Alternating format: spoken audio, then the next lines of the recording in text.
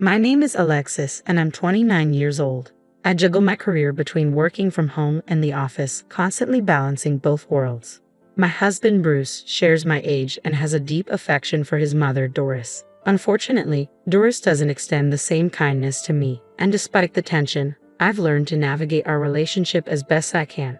Bruce and I recently celebrated our second wedding anniversary, a milestone I take great pride in, given the complexities we faced. Work has become my sanctuary, offering both an escape and a sense of accomplishment. Over the years, I've earned several promotions, something not often seen among women in my field. At the moment, I'm on a business trip in Europe, attending critical meetings. During one of these meetings, my phone vibrated incessantly despite being on silent mode, an odd occurrence that made me think something was wrong. When I saw 5 missed calls from Doris, I became even more concerned, thinking there might be an emergency. I stepped out to return her call, and just as I was about to dial, she called me again. "Hello, Alexis, where are you?" she demanded, her voice tinged with annoyance. I sighed, disliking the tone, but answered nonetheless. "Hi, Doris. How are you? Is everything okay?" I asked, trying to keep it neutral. "Where are you?" she repeated, her impatience now obvious. Though her behavior was grating, I was in the middle of an important conversation and didn't want to escalate things. "I'm sorry, Doris. Didn't Bruce tell you? I'm in a meeting on a business trip. Can we talk later?" Bruce had mentioned it, but Doris wasn't satisfied. "What are you doing leaving your house and your husband alone? Come home right now." As usual, her demands were sudden and unreasonable. "I'm sorry, Doris, but I'm currently tied up with something important and can't leave right now," I tried to explain. "You're so controlling, even though you're just Bruce's wife," she snapped. "I don't care about your excuses. Come home now." Her harsh words stung, but I took a deep breath and stayed composed. This was a pivotal day for me professionally, and I wasn't about to let her ruin it. "Do you realize the significance of today?" I asked, genuinely bewildered. A faint smirk crept into her voice as she replied, "We're celebrating my 62nd birthday today." The tone in her voice was triumphant, almost as if she were waiting for me to grovel. This caught me completely off guard.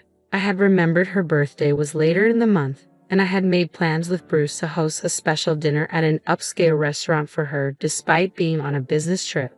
"I'm sorry, Doris, but I'm away for work and won't be able to make it home for the celebration," I said, trying to remain calm. Her response was dripping with sarcasm. "That's amusing. I spoke to Bruce earlier, and he took the day off for me. All the relatives will be there, but you, Alexis, are always buried in work. You're so detached. How do you think that makes Bruce's family feel?" Her words were meant to hurt, but I knew engaging with her would only make things worse. As the conversation continued, I could feel the tension rising.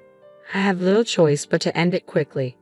"I'm sorry, but I won't be able to attend your 62nd birthday celebration, regardless of the situation," I said, trying to keep my voice steady. There was a sharp intake of breath from Doris. "Fine then. I won't consider you part of the family anymore. Don't bother coming back. It's like a divorce. Bruce deserves better." Her words cut deep, but I refused to let the conversation escalate. "I'll address this when I get back. I'm sorry, but I really need to go now," I said, my voice firm. "What's with that attitude?" Doris snapped as I ended the call, feeling the weight of her anger linger. "I told you not to come back. I'll just talk to Bruce myself," Doris snapped before abruptly ending the call. I felt drained after the exchange, my anger simmering from the confrontation with my mother-in-law. I returned to my meeting, trying to regain my composure, but her words lingered. After 3 long days of back-to-back meetings, I was finally headed home. The entire journey was filled with a mix of frustration and disbelief, so much so that I barely remembered the drive. When I opened the front door and called out, I heard Bruce's tired voice greet me. "Welcome back." I slipped off my heels and dropped my luggage by the entrance, making my way into the living room. It was then that I saw a sea of cardboard boxes scattered across the room, Bruce sweating as he sealed them shut with tape. "What's all this?" I asked, my curiosity piqued. Bruce looked up, clearly exhausted. "These are your things," he said, his tone flat. "During Doris's birthday celebration, the one she called you about, she told everyone that you'd ignored her birthday and had been rude on the phone. She even told the relatives she wanted us divorced and for you to go back to your parents because you weren't right for me. The words hit me hard, but nothing about Doris's behavior was surprising. Still, I pressed Bruce for more. And then what happened? Did she tell you to get a divorce, and you just agreed to it? Bruce paused his packing, looking defeated. No, I didn't exactly agree, but she insisted I pack up your stuff. I didn't know what else to do. I felt cornered. I was stunned. You didn't argue with her. Does that mean you're okay with the idea of us getting a divorce? My frustration mounted. Bruce took a deep breath before continuing, his voice heavy with regret. My dad, Russell, sided with her. He told me, if Doris is upset, it'll be hard on you. Best to just do what she says. So I went along with it reluctantly. My mind was racing, but I couldn't wrap my head around what I was hearing. What is wrong with your family? I blurted out. Your dad's controlled by your mom, and you just blindly obey her too. Bruce fell silent for a moment, struggling to find the words. Finally, he spoke, his tone weary. What my mom decides is final, but it's just for now. Once she calms down, things will settle. This divorce isn't real, Alexis. I'll come for you when things get better. His eyes pleaded with me, desperate for understanding. I couldn't help but wish Bruce would direct that pleading toward his mother instead. How could a grown man be so terrified of his own mother? I thought, feeling a mix of disappointment and disbelief. It seemed like there was no way to salvage this situation. As I processed everything, a wave of shame washed over me as I questioned what I had ever seen in him. But then, something unexpected happened. I realized that this might be an opportunity for freedom. Staying with Bruce meant constantly battling Doris's hostility and her incessant insinuations about divorce. Maybe parting ways was the best thing for me. I could support myself, and living alone wouldn't bring any hardship. With newfound clarity, I looked Bruce in the eye and said firmly, let's proceed with the divorce. Then, without hesitation, I called Doris. After several attempts, she finally answered. Hello? She said, her tone light. I took a deep breath and responded softly, as you wish, we're getting a divorce. Her voice shifted, unnaturally cheerful, as if she'd been waiting for this moment. Yes, finally, you realize you're not good enough for Bruce, don't you? I'm so relieved. Don't worry, I'll find him a new wife, one who's obedient, pretty, and knows how to treat her in-laws. Her words were laced with triumph, as if she won some kind of battle. I'm sure Bruce will be fine. I'll take care of him until he finds someone else. You don't need to worry about that. I felt the sting of her sarcasm, but forced myself to stay composed. Well, don't misunderstand. This isn't just about you, I replied, trying to steady my voice. Doris didn't miss a beat. Oh, you're just a sore loser. Don't worry about me or Bruce, Alexis. She paused before continuing. I've already got the divorce papers from the city office and gave them to Bruce. Don't forget to sign them. And with that, she hung up without another word. Bruce, who had been overhearing the conversation, looked oddly relieved. I was taken aback by his reaction, which made me question just how aware he was of the situation. By the way, does your mother know you're actually a full-time house husband? I asked, unable to keep the curiosity from my voice. His tone shifted, becoming more serious. How could I tell her? He said, his eyes avoiding mine. My mom is obsessed with the idea that I'm a high-ranking employee at a big company. I paused, reflecting on his behavior. This was the man I had married, the man who would let his mother dictate his life. I came to realize that Bruce had never been open with Doris. At home, he lounged around in worn-out sweatshirts, but whenever he had to meet her, he would change into a suit, pretending to be busy at work.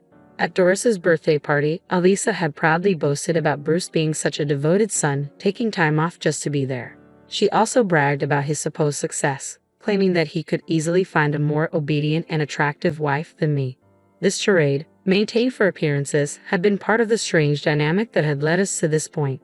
The truth about Bruce's situation was bound to come out once the divorce was finalized, but Doris, who held her son in such high regard, would never expect that Bruce was no longer employed at the prestigious company she thought he worked for. In fact, he had quit about a year ago. What Doris saw as her elite, high-status son was now just an unemployed, full-time house husband. Bruce's departure from his job had been triggered by a major mistake that led to a demotion, a pay cut, and a formal apology. He had kept this from Doris, knowing how she would react, furious and disappointed. The blow to his pride had been immense, especially since Doris had always coddled him. Just the thought of returning to an office environment and confronting the consequences of his failure made him anxious and nauseous. At first, he had tried to manage it by reporting his absences and requesting paid leave, but eventually he stopped calling altogether. His unauthorized absences piled up, and he was let go. Now, without any intention of finding new work, Bruce relied heavily on my income. He hadn't told Doris any of this, fearing her wrath. I couldn't help but feel a flicker of regret. Though I wouldn't be there to witness it, I imagined Doris's shock when she found out the truth about her son, but that, I realized, was no longer my problem. When Bruce handed me the divorce papers, he said they were just a facade to appease his mother. "Okay," I replied, taking the papers. I signed them and immediately began looking for a new apartment, determined to move out as soon as I could. A month later, to my surprise, Doris called. I had thought I had severed ties for good, but curiosity got the better of me, so I answered. "What do you want now? Aren't you happy to be rid of me?" I asked, my voice laced with sarcasm. "You're still the same," Doris replied, her tone unchanged. "Just listen to me." She went on to talk about Bruce, revealing that since I had left, she had visited his apartment multiple times to help with chores, only to find him lounging in his room each time, with no signs of work or illness. I could barely suppress a laugh. I responded nonchalantly, "Well, Bruce is like that because he has no intention of working again." Doris, seemingly oblivious to her own role in all of this, shockingly asked, "Alexis, can you do something about it?" "Why should I?" I retorted. "You didn't want me in your family and wanted nothing to do with me." It was so typical of her to ask for help only when it suited her after all the mistreatment I had endured. The irony of the situation wasn't lost on me, and I couldn't help but feel a sense of vindication as I realized how deeply she was entrenched in the mess she had created for herself. Then Doris, attempting to shift blame, asked, "Did you say something to Bruce before you left?" I couldn't believe it. She was actually trying to paint me as the villain, still blind to the real issues with her son. "Really, Doris?" I replied, incredulously. "You think I married Bruce just for a luxurious life? Why would I be hurt by the divorce if that were true?" She eyed me suspiciously, as though questioning my motives for marrying Bruce. "Are you kidding me?" I said, my tone sharp. "I was the one supporting him financially throughout our marriage. It was me, not him. Because of Bruce, I couldn't even afford to live extravagantly." The thought crossed my mind. Should I consider asking for alimony? Doris was taken aback by my statement. "How dare you make up something like that?" she spat. "You just forgot to ask for alimony, didn't you? Bruce has a higher income and position than you. Don't be so unreasonable. If you want money, Bruce can pay whatever you want. After all, he's a high-level employee at a major company." Her argument was as preposterous as ever, but it occurred to me that Bruce had probably never told her the truth. I didn't want to sound like I was just gossiping, but now I saw a chance to set the record straight. "Your proud son is a full-time house husband," I revealed, my voice steady. "He quit his job a long time ago." "You're lying," Doris shouted, her voice so loud I thought it might shatter my eardrums. I pulled the phone away from my ear, wincing. "Why don't you check with his company? You'll find out who's telling the truth," I suggested. There was a pause on the other end. When Doris spoke again, her tone had softened considerably. "Well, what if that's true? How are we going to manage? I can't support my son on just my pension, and no one will want to marry him if he's unemployed. What are we going to do?" A grin tugged at the corner of my lips at her sudden shift. "What shall we do?" I echoed her words, amusement creeping into my voice. There was a moment of silence before Doris mumbled something to someone beside her. Then in a completely altered tone, she pleaded, "Hey, Alexis, will you please come back home?" Her sudden change of heart left me bewildered, but I replied firmly, "No, we're already divorced." "I wouldn't come back to your family if heaven and earth turned upside down," I declared, the finality in my voice marking the end of that chapter in my life. I was done with the convoluted ties that had once bound me. As I spoke to Doris, a commotion broke out in the background. Someone was shouting, "Bruce," his voice cutting through the noise. "I told you I'd come for you." Once things calmed down, Doris responded, almost casually, "Yes, you could remarry my son if you wanted." "Are you serious?" I asked, baffled, my tone firm. "No way. I wouldn't do it for the world." "Don't joke about this, Doris. Thanks, but no." I made it crystal clear that I had no interest in rekindling anything with Bruce or entangling myself in their toxic family dynamics again. I was done with someone who was too devoted to his mother to function like a grown man.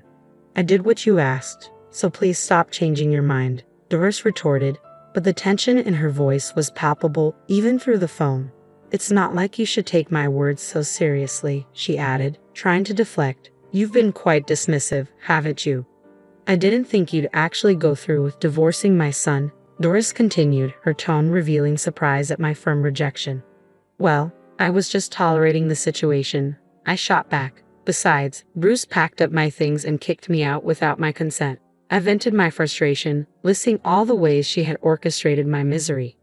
Oh, that was just a prank, Doris said nonchalantly. A prank? I echoed, utterly exasperated. It's worse than that. There was nothing more to say. Glancing at my watch, I noted it was nearly 2:00 p.m. My lunch break had been wasted on this fruitless conversation. Doris, are you done now? I asked, eager to wrap it up. Alexis, what did you say? She replied, her voice sickeningly sweet. Did she think that tone would soften me? No, I said firmly. I'm going to hang up now. I have another meeting in a few minutes and I need to review some documents. As I began to disconnect the call, Doris persisted. Wait, Alexis. Hey Alexis, say something. I could hear her shouting, but I had already hung up, leaving the chaos and her unwelcome pleas behind me. I was ready to move forward, free from the turmoil that had held me hostage for so long. During the chaos of the call, Doris also berated Bruce, scolding him for mishandling the situation and pointing out the consequences of his actions. It became clear that Doris was quick to blame everyone else for her troubles, never taking responsibility herself. Completely drained by their behavior, I ended the call and made the decision to block Doris's number for good. Not long after, Bruce tried repeatedly to reach me, but I saw a clear path forward. I consulted my lawyer about seeking alimony. Faced with the prospect of legal action, Bruce's family, likely anxious about the repercussions, agreed to settle the alimony in a lump sum. It seemed his parents had to advance the money, which only worsened their agitation with Bruce. They pushed him relentlessly to find a job, which only fueled his frustrations. Eventually, Bruce moved back into his parents' house. He could no longer afford his apartment, and now he blamed them for his situation, straining their finances, including their pension and retirement savings. Like mother, like son, they continued to blame each other for their predicaments, unable to reflect on their own roles in the mess. They were even considering applying for welfare, a move I hoped would make them realize that their selfish behavior couldn't continue indefinitely. As for me, things were looking up. The business proposal I made during my trip had been accepted, resulting in a significant contract. This success led to another promotion, a higher salary, and a more affluent lifestyle. Now, living the freedom of a wealthy, independent life, I felt a sense of relief. No more in-laws, no more financial dependence. Reflecting on the past, if I ever considered marriage again, I would make sure to conduct a thorough background check first, avoiding any mama's boys or troublesome in-laws.